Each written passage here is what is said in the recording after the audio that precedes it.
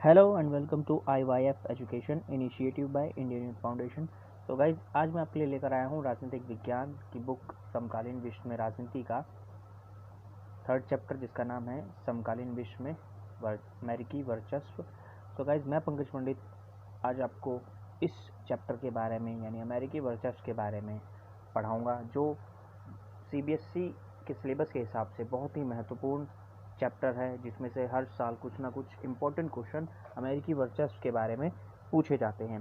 तो चलिए शुरू करते हैं। तो गाइस इस अध्याय में हम पढ़ेंगे कि किस तरीके से सोवियत संघ के विघटन के बाद अमेरिका का वर्चस्व संपूर्ण विश्व में स्थापित हुआ और एक नई व्यवस्था स्थापित हुई। 1990 के दशक में जब सोवियत संघ का विघटन समीप था, उस दौरान एक घटना घटी थी जिसको राष्ट्रपति जॉर्ज बुश ने नई विश्व व्यवस्था का नाम दिया था। तो उसी के बारे में हम ये थोड़ा सा पढ़ेंगे। फिर उसके बाद क्लिंटन का दौर क्यों इम्पोर्टेंट था, क्लिंटन के दौर के बारे में हम पढ़ेंगे। उसके बाद अमेरिकी के ऊपर जो आतंकवादी हमला हुआ था 9/11 की घटना, उसके बारे में पढ़ेंगे। और अमेरिकी सैन्य अभियान यानी अमेरिका द्वारा चलाए गए जितने भी सैन्य अभियान थे, उन सभी को हम इस अध्याय में पढ़ेंगे, जो बहुत ही इम्पॉर्टेंट है सिलेबस के लिहाज से। उसके बाद हम अमेरिकी वर्चस्व को उसके 3 प्रकार के रूप में देखेंगे, जिसमें सैन्य वर्चस्व, आर्थिक या ढांचागत वर्चस्व और सांस्कृतिक वर्चस्व हैं। उसके बाद हम वर्चस्व में अवरोध पढ़ेंगे कि अमेरिकी वर्चस्व के बीच रुकावट कौन कौन से देश या कौन कौन से प्रावधान उसमें लगा सकते हैं। उसके बाद हम देखेंगे कि अमेरिका और भारत के संबंधों को हम विस्तार से पढ़ेंगे। वर्चस्व, इसका अर्थ होता है दबदबा, अर्थात यानी जब हम किसी व्यक्ति से उसके मन मुताबिक या उससे ज़बरदस्ती अपना काम करवा लेते हैं, उसको हम कहते हैं दबदबा। यानी कि उस व्यक्ति का कार्य करने का मन ना होते हुए भी हमारे वर्चस्व या हमारे दबदबे के कारण वो कार्य करता है, वो उस आदमी पर हमारा वर्चस्व या दबदबा कहलाता है। इसी प्रकार अमेरिका का भी 1991 के बाद संपूर्ण विश्व में वर्चस्व या दबदबा देखने को मिलता है।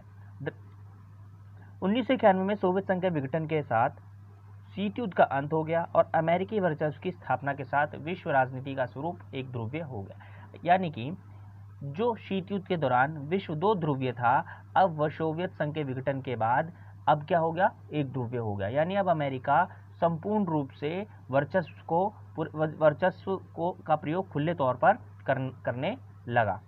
अमेरिका के वर्चस्व की शुरुआत हमें द्वितीय विश्व युद्ध के बाद से देखा जा सकता है।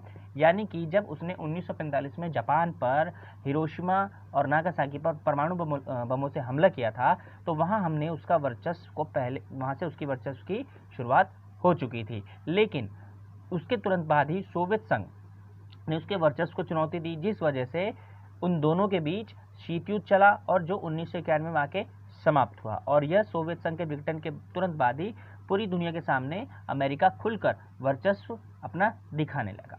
अब इसमें चैप्टर में आपके आयशा, जाबू और आंद्रेई, इन 3 व्यक्तियों की स्टोरी दी गई है, कहानी दी गई है, जिसमें आयशा का जो रोल है या आयशा का जो कहानी है, वो एक बहुत ही होनहार लड़की थी। उसको पढ़ाई करना बहुत अच्छा लगता था। बड़े होकर वो एक डॉक्टर बनना चाहती थी और वो एक बगदाद में रहती थी। लेकिन अचानक वहाँ पे एक दिन अमेरिका द्वारा सेनाओं द्वारा वहाँ पे बमबारी की जाती है, जिस वजह से उसमें वो चोटिल हो जाती है, घायल हो जाती है और उसकी एक टांग चली जाती है। और इसके साथ साथ वो अभी भी, उसका इलाज होने के बाद भी ठीक होती है, लेकिन अभी भी वो क्या है, अपनी पढ़ाई कंटिन्यू जारी रखती है। दूसरी कहानी है जाबू की, जिसमें जाबू एक पेंटर है, आर्टिस्ट है, जिसको पेंटिंग करना बहुत अच्छा लगता है।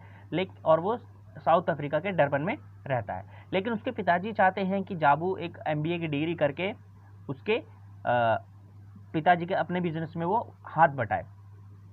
तीसरी कहानी आंद्रेई की, जो ऑस्ट्रेलिया में पर्थ में रहता है। और ये इसका जो है जो कहानी है, इस कहानी में यह इसको नीली जीन्स बहुत पसंद है। ये नीली जीन्स पहनना बहुत ही कूल समझते हैं। लेकिन इनकी माता जी नाराज़ हो जाती है, जिस वजह से इनकी माता इनको कहती हैं कि ये कपड़े हमारे कल्चर या संस्कृति के नहीं हैं। तो इसमें इनका जो आंद्रोई है वो क्या कहता है कि माँ, ये जो जीन्स है इसको हमें पहन के हमें कूल वाली फीलिंग आती है और हमें आज़ादी, स्वतंत्रता महसूस होती है। तो अभी तीनों कहानियों का जो निष्कर्ष देखने को मिलता है, अगर हम आयशा की बात करें तो आयशा एक बगदाद में रहती थी, जहाँ पे निरंतर सैन्य वर्चस्व हमने देखा कि कहीं कभी भी वहाँ पे बमबारी या किसी भी तरह का हमला किया जाता था। जाबू का अगर हम कहानी का देखें तो जाबू का जो था वो MBA की डिग्री उसके पिताजी बोलते हैं करने के लिए, जहाँ में ढांचागत वर्चस्व देखने को मिलता है। और ऑन्द्रेई की जो कहानी थी वो हमें सांस्कृतिक वर्चस्व की बात दिलाता है, कहीं कि जो व्यक्ति है, जो ऑन्द्रेई है, वो अपनी कल्चर को छोड़कर वो अमेरिकी कल्चर को, पश्चिमी कल्चर को फॉलो कर रहा है। तो शुरू करते हैं फ्रेश टॉपिक के साथ, जिसका नाम है नई विश्व व्यवस्था। तो नई विश्व व्यवस्था थी क्या? ये एक्चुअली 34 देशों की मिली जुली 6,60,000 ने मिलकर जो सेनाएं थी, 1990 में कुवैत की इराक से स्वतंत्रता करवाया। यानी कि इराक ने जब कुवैत पे हमला किया और उसको कब्जे में कर लिया, तो संयुक्त राष्ट्र संघ ने उसको आज़ाद कराने के लिए बलपूर्वक अनुमति दी। तो उस दौरान जितने भी देश थे, यानी 34 देशों ने मिलकर इराक से कुवैत को इराक से आज़ाद करवाया। और इसी मिली जुली जो सेना थी 6,60,000 की, जो लोग शीत युद्ध के दौरान आपस में बटे हुए थे, वो 90 के दशक में आकर एकजुट होकर सहयोगात्मक तरीके से एक दूसरे की मदद करते हैं। इसी को ही अमेरिकी राष्ट्रपति जॉर्ज बुश ने नई विश्व व्यवस्था की संज्ञा दी, और यही थी नई विश्व व्यवस्था। यानी कि अब शीत युद्ध के बाद एक ऐसी व्यवस्था होगी जिसमें सभी देश एक दूसरे के ऊपर निर्भर रहेंगे। यही कहलाया नई विश्व व्यवस्था। अब देखिए क्लिंटन का दौर, यानी कि 1992 से 2000 तक, 1992 से 2000 तक, जी हाँ, बिल क्लिंटन ने राष्ट्रपति पद का पदभार संभाला। अब उन्होंने अपने शासनकाल में ऐसा क्या क्या कारनामा किया जिस वजह से इनके काल को इम्पोर्टेंस माना जाता है? तो दरअसल इनका जो शासनकाल था, इन्होंने अंतर्राष्ट्रीय मामलों से अपने आप को दूर रखा और घरेलू नीतियों पर ज़्यादा ध्यान केंद्रित किया। यानी कि इन्होंने लोकतंत्र को बढ़ावा दिया, जलवायु परिवर्तन, विश्व व्यापार जैसे नर्म मुद्दों पर ज़्यादा ध्यान दिया। यानी कि इन्होंने देश में या किस तरीके से लोकतंत्र को बढ़ाया जाए, जलवायु परिवर्तन यानी उस समय की बहुत बड़ी समस्या थी जलवायु परिवर्तन, उसको इन्होंने उस पर इन्होंने ध्यान दिया। और विश्व व्यापार यानी अन्य देशों के साथ विश्व व्यापार को कैसे बढ़ाया जा सके, क्योंकि उन्हीं दौरानों में सोवियत संघ का विघटन हुआ था और वह वर्चस्व अपना विश्व व्यापार ट्रेड के माध्यम से दिखाना चाह रहे थे। और इसके साथ साथ 1999 में एक अल्बानियाई आंदोलन को खत्म भी किया और एक सैन्य अभियान भी चलाया था। ये तो था क्लिंटन का दौर। लास्ट में जो मैंने बताया अल्बानियाई, ये नहीं कि ये अल्बानियाई जो आंदोलन था ये थोड़ा इस्लामिक आंदोलन था, जो नाटो के जो यूरोपियन देशों में बार बार आंदोलन कर रहे थे, उनकी एम्बेसियों पे हमला कर रहे थे। तो इसको नाटो के माध्यम से इन आंदोलनों को समाप्त किया गया और एक सैन्य अभियान भी चलाया गया। तो सबसे पहला था ऑपरेशन डेजर्ट स्टॉर्म। अब इस ऑपरेशन, जितने भी अमेरिकी ऑपरेशन चलाए गए हैं, हमें उन सभी ऑपरेशनों में एक चीज़ कॉमन नज़र आती है, वो है अमेरिका का सैन्य वर्चस्व। यानी कि इन सभी ऑपरेशनों में अमेरिका की सेना अकेले ही किसी भी देश की सेना से भिड़ती हुई नज़र आती है। तो सबसे पहला जो ऑपरेशन हुआ वो था ऑपरेशन डेजर्ट स्टॉर्म, जो इस प्रकार है।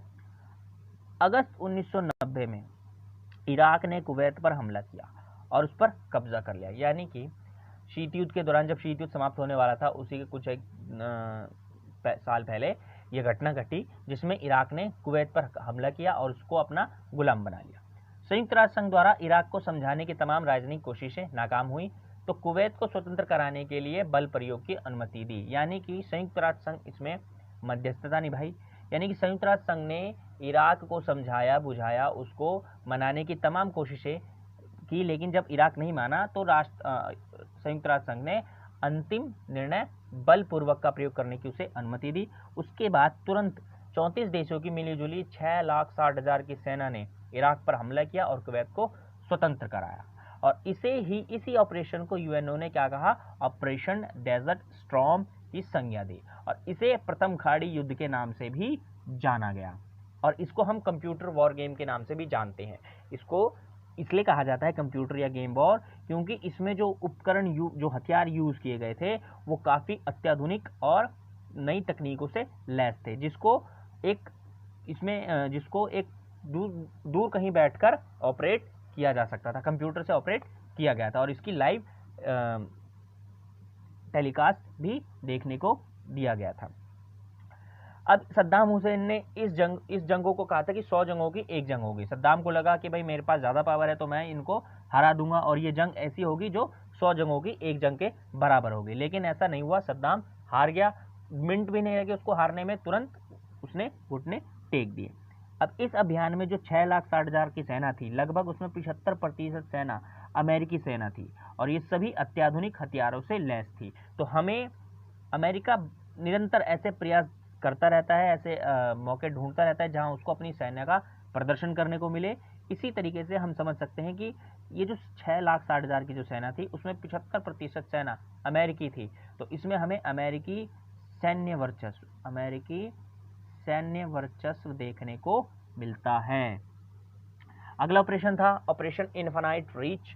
अब ये जो ऑपरेशन इन्फिनाइट रीच था ये हमारे क्लिंटन के दौर में, यानी क्लिंटन जब राष्ट्रपति थे उनके द्वारा चलाया गया था। दरअसल इसमें हुआ क्या था, 1998 में केनिया के नैरोबी और तंजानिया के दार एस सलाम के अमेरिकी दूतावासों पर बमबारी की गई। यानी कि केनिया के नैरोबी जो प्रांत है और तंजानिया में जो दार एस सलाम जो प्रांत है, वहाँ के अमेरिकी दूतावासों पर अल्बानियाई अति इस्लामीवादी विचार का जो सोच रखते हैं उन लोगों ने यहाँ पर बमबारियों से हमला किया। और इसके जवाब में राष्ट्रपति क्लिंटन ने ऑपरेशन इन्फिनाइट का रीच आदेश दिया, जिसमें अमेरिका ने सूडान और अफगानिस्तान पर कई बार क्रूज मिसाइलों से हमला किया। यानी और इसमें संयुक्त राष्ट्र संघ की अनुमति भी नहीं ली। यानी कि अमेरिका इतना अपनी सेना को लेकर वो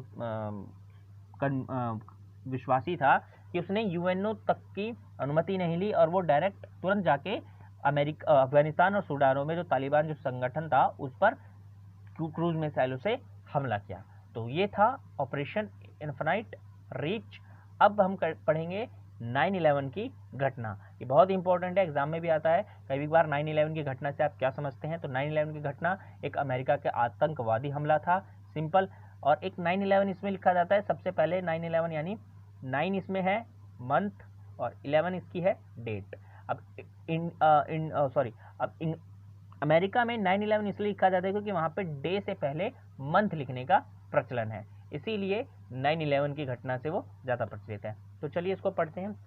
9/11 की घटना का एक्चुअली जो ये आतंकी हमला होता है, लेकिन इसका जो रिवेंज होता है एक बदला लिया जाता है। यानी कि जो अफगानिस्तान और सूडान पे जो बमबारी की जाती है क्रूज मिसाइलों से, उसका रिवेंज लेने के लिए, उसका बदला लेने के लिए ये घटना अमेरिकी वर्चस्व को चुनौती के रूप में दी जाती है। तो 11 दिसंबर 2001 के दिन विभिन्न अरब के देशों के 19 अपहरणकर्ताओं ने 4 अमेरिकी व्यावसायिक विमानों पर कब्जा किया। यानी कि उसको हाईजैक कर लिया। 19 अपहरणकर्ता थे जो अरब के थे, अलग अलग अरब देशों से।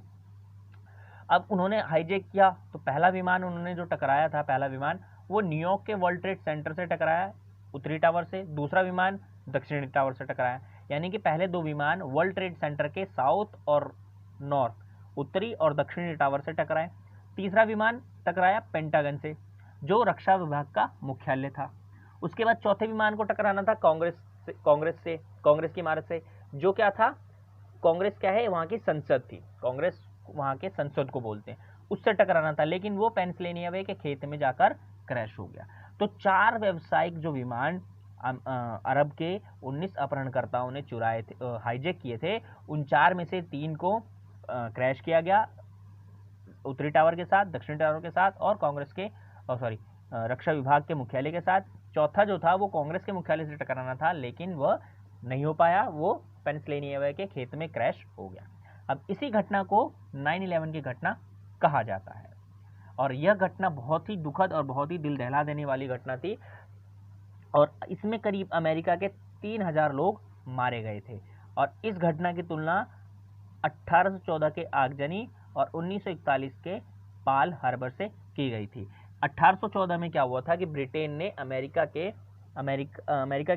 में आगजनी कर दी थी, यानी कि आग लगा दी थी, जिस वजह से काफ़ी लोग मारे गए थे। और 1941 में क्या हुआ था, जब द्वितीय विश्व युद्ध चल रहा था, तब जापान ने अचानक अमेरिका के पाल हार्बर पर एयर स्ट्राइक कर दी थी, जिस वजह से वहां पर अमेरिका के लोगों की काफ़ी हद में जान गई थी। और इसी के ही चक्कर में अमेरिका ने 1941 का बदला लेते हुए जापान पर परमाणु बम गिराए थे।